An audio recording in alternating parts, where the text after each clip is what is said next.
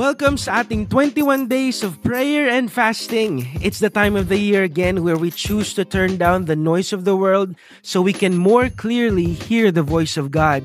Kaya naman as a church, we have decided na simulan natin ang taon na ito with the 21 days of prayer and fasting. We made this podcast para samahan namin kayo araw-araw for 21 days sa pagbubulay-bulay ng salita ng Diyos at sa pananalangin. Ano pang hinihintay natin? Tara, let's go!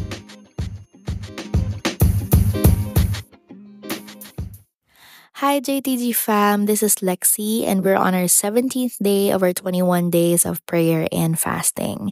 And kamusta po ang bawat isa? And I hope we're all doing well.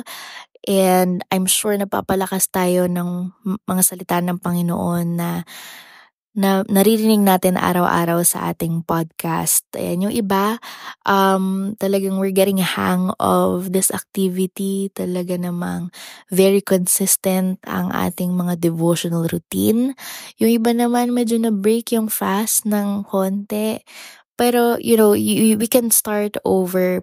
Hindi pa tapos ang laban. Pwede pa tayo magsimula. And at the end of the day, our main goal is to have an intimate time with the Lord and make sure to hear from God.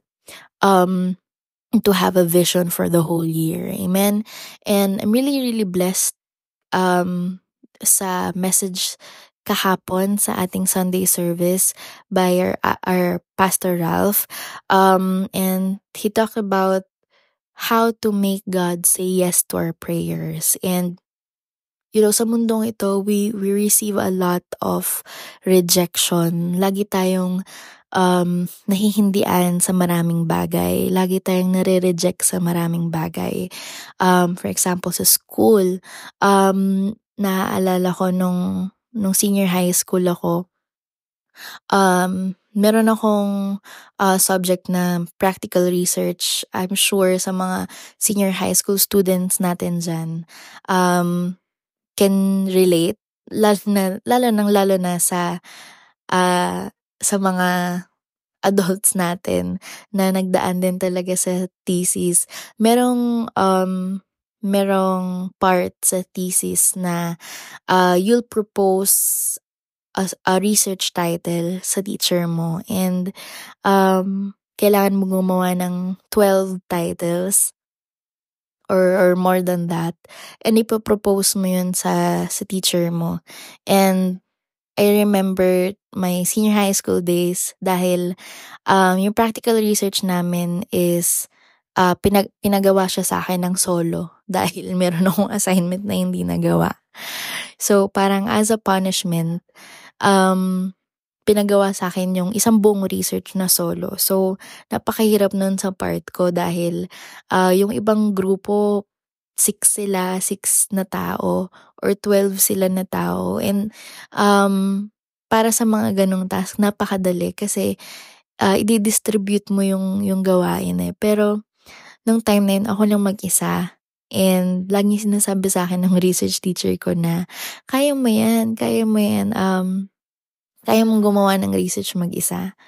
So, nung time na magpapasa na kami ng research title, I had like 15 titles, different titles na iprinopose ko sa teacher ko at lahat yun na-reject.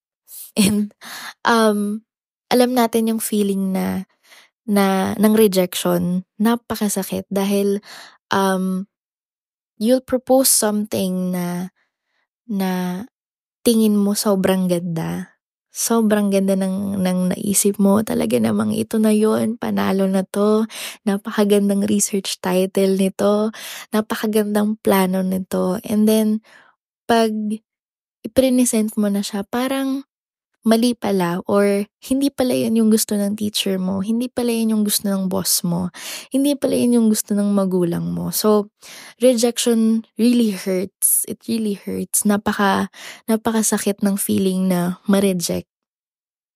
But, the Lord taught us so many things about how to make Him say yes to our prayers, how to make Him approve our prayers. And sa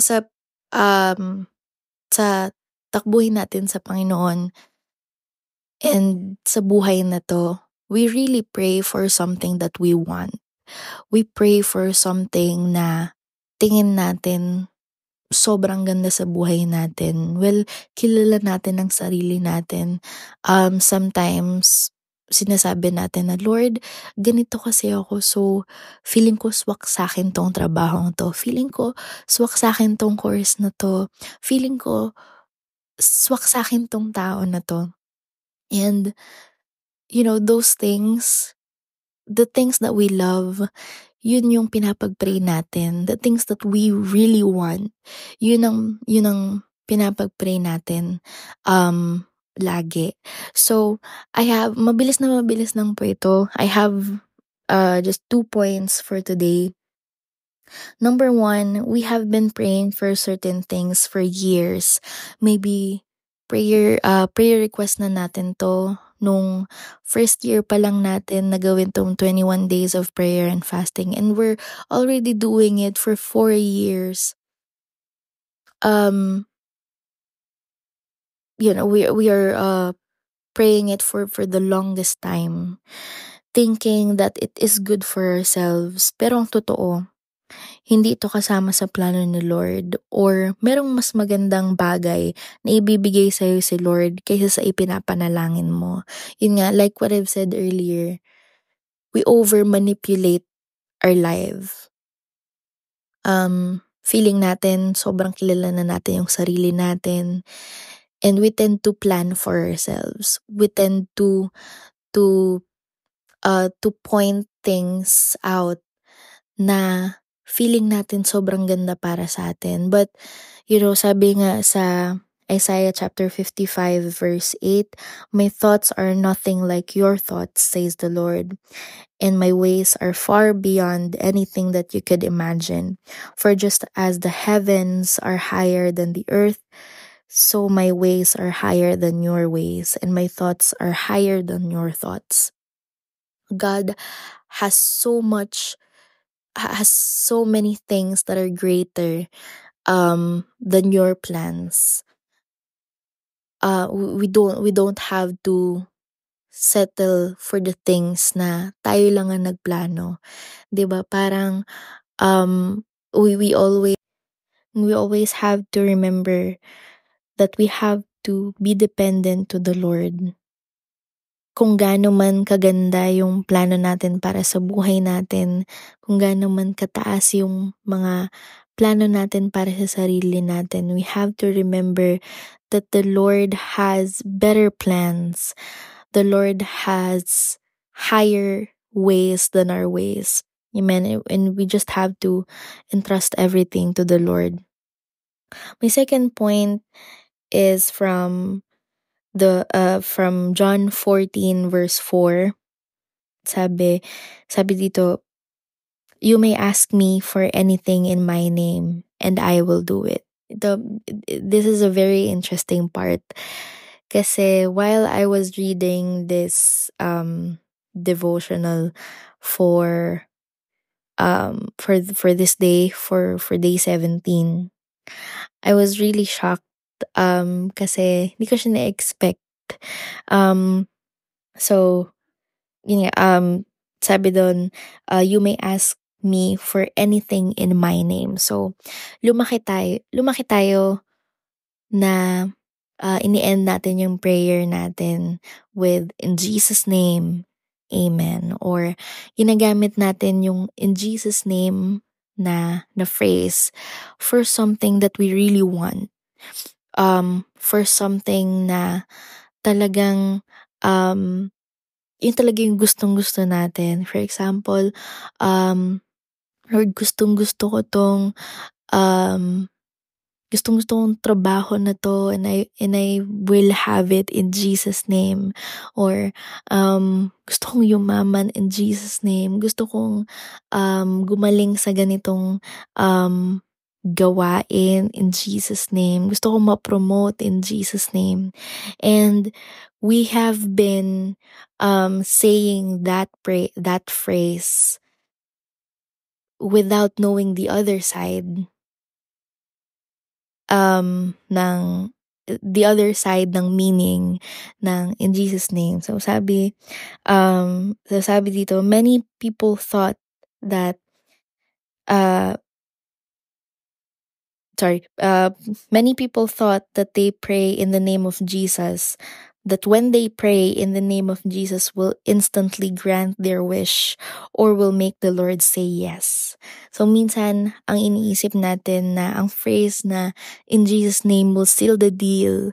Tapos na ito ang password in Jesus name. Kasi Lord, sabi mo sa mga salita no, you may ask me for dahil sabi sa mga salita niya, ask me anything in my name and I will do it. So, marami sa atin iniisip natin na, ito yung secret ingredient para mapoo natin ang Panginoon sa mga bagay na pinapanalangin natin.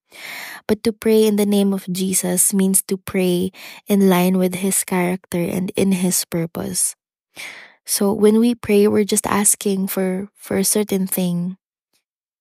Pero, ang plano pa rin ng Panginoon ang mangyayari. Ang kalooban pa rin ng Panginoon ang mangyayari. And for the last point, prayer is most effective when we pray for the right thing. So for this 21 days of prayer and fasting, specifically for this day, for day 17, we ask God for a heart like His, for a heart na nagsisik na masunod ang plano ng Panginoon. Amen. And we have to desire na maging in line ang mga gusto natin sa buhay sa mga bagay na ikalulugod ng Panginoon. Amen. And to finish this and to end this podcast, samahan niyo ako sa isang panalangin. Lord, salamat Panginoon sa araw na ito. Salamat Panginoon sa buhay na ibinigay mo sa amin. Salamat Panginoon sa pagpo-provide ng aming pangangailangan at pag-iingat mo sa amin sa araw-araw. Lord, salamat Panginoon. Ngayong araw, Lord, natutunan namin, Panginoon, to rely on your plan, Panginoon, rely on your ways, Panginoon. Lord, salamat, Panginoon. Lord, we desire for a heart like yours, Panginoon. Lord, na maging in line ang mga plano namin, Panginoon, sa mga bagay na makakalugod sa iyo, Panginoon, na in line, Panginoon, sa plano mo, Lord God. Lord, you know us better than we know ourselves, Lord God. Lord, salamat, Panginoon. Lord, give us faith, Panginoon, to go through all the persecutions, Panginoon, in life, Lord God. Salamat, Panginoon, sa kalakasan. Salamat, Panginoon, sa provision, Panginoon, sa buhay ng bawat isa.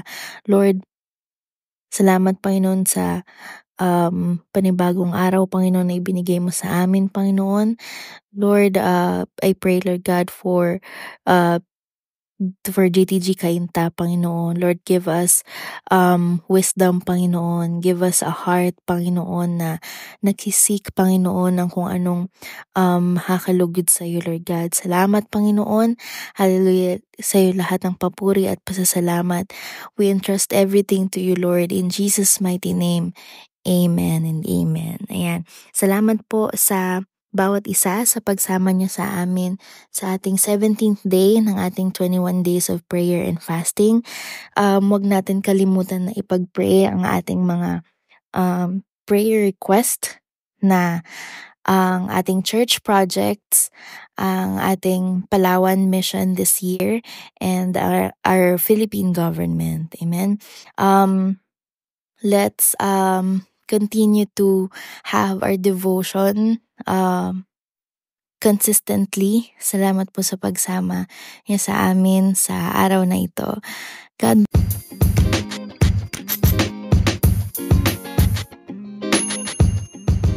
Thank you for listening to our podcast. If you want to hear more from us, follow us on our social media platforms on Facebook and YouTube and search for JTG Kainta Church. Have a great day. Stay blessed.